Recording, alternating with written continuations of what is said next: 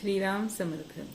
एकदा एक भक्त महाराजांकडे आला आणि म्हणाला की महाराज, आता माझी तब्येत बरी आहे, पण अधूनमधून विनाकारण अस्वस्थपणा येतो.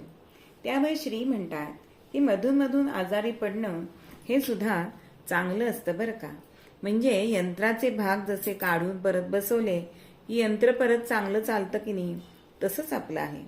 आजारपणानंतर मनुष्याची प्रकृती पहिल्यापेक्षा चांगली व्हायला पाहिजे. पण आजारपण हे मात्र आपण सोपेपणाने घेतलं पाहिजे. अस्वस्थतेची जाणीव जी होते ते आपल्या गुप्त दोषांमुळे होते. मग हे गुप्त दोष कोणते?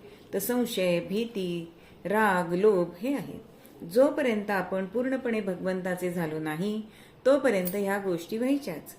त्या काढायला मात्र शिकलं पाहिजे. म्हणजे कधी कोणाचे दोष काढू नयेत. दुसऱ्यात दोष जेव्हा दिसतात तेव्हा ते थोडे तरी आपल्यामध्ये असतातच. म्हणून दुसऱ्याचा दोष काढायचा किंवा पाहायचा त्याच्या अगोदर आपले मन शुद्ध कसे होईल ह्याच्याकडे लक्ष द्यावे. जसे जंगलामध्ये हिंस्त्र पशु असतात, पण ते साधू संतांना काही करतात का?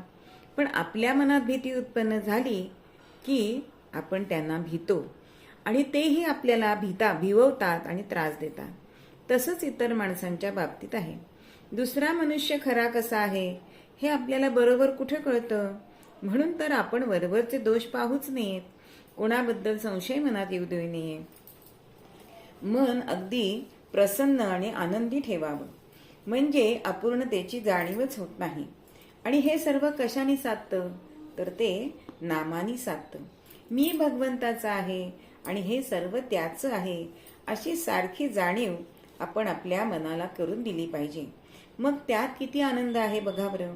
परमार्थ इतका कठीण आहे असं मला मुळीच वाटत नाही. अगदी सहजगत्या तो घडतो. अहो, रक्ताभिसरण होतं हे आपल्याला कळतं का? पण ते जसं सहज होतं तसं हे नामस्मरण सुद्धा सहज झालं पाहिजे. म्हणजे बाहेर चांगलं वाटावं म्हणून आपण काहीतरी मुद्दाम करायला जाऊ नये. चांगला डॉक्टर आहे म्हणण्यापेक्षा तो चांगला माणूस आहे असं लोकांनी म्हटलं पाहिजे. तरच आपल्या मनातला अस्वस्थपणा हा जाऊ शकतो आणि हे सगळं नामाने साधतं.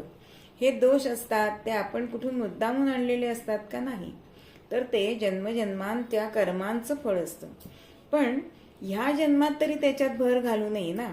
म्हणून आपण भगवंताला शरण जावं आणि व्यवहारात वागताना मोठे म्हणजे जे आई वडील त्यांच्या मनाप्रमाणे वागावं. ते आपल्या कल्याणाचा मार्ग आपल्याला सांगतात. किंवा गुरूंना आपण शरण जावं. म्हणजेच आपल्यातला मी